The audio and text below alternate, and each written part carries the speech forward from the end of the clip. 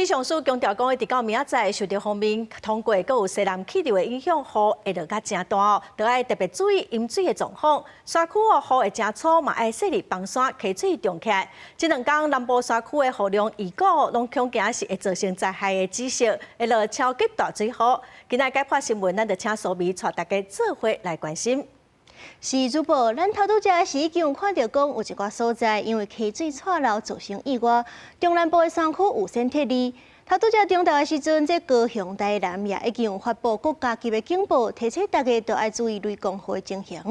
不过伫咧遮，咱要甲观众朋友讲，这阵雨才刚开始尔，今仔日甲明仔会是上介强的。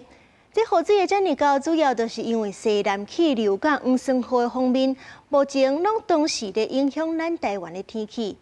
咱来看这西南气流这边，会当看到巴士海峡东沙岛这搭是有真高的云搭伫咧遐，气流就往北甲水汽带入来。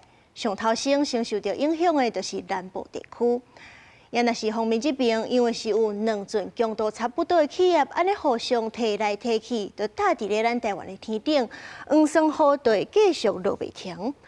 接落来，咱实际来看这实际雨量的预测图。咱会当看到讲，这规个台湾，尤其是中南部地区是规片红记记。这嘉义、台南、高雄、屏东的山区，甚至是呈现紫红色的。这就代表讲，12点钟的雨量是有机会达到150到200毫米这么多。那加上这过道的热对流，各地下晡都要注意西北风、雷公雨这种一阵来就又搁凶又搁粗的强降雨。也若是下暗到明仔早起，这暗时啊热对流减弱，都无西北雨啊。不过西南气流甲方面幽源是伫咧遮，雨幽源会真大阵。咱会当看到这中部、北部幽源是维持红色的，南部的山区也有相款的情形，雨水幽源会真高。也若是离岛的部分，咱伫咧这画面当中保留的是这雨势上介强的偏乌地区，也有柑仔色到红色等级的雨量，都要注意安全。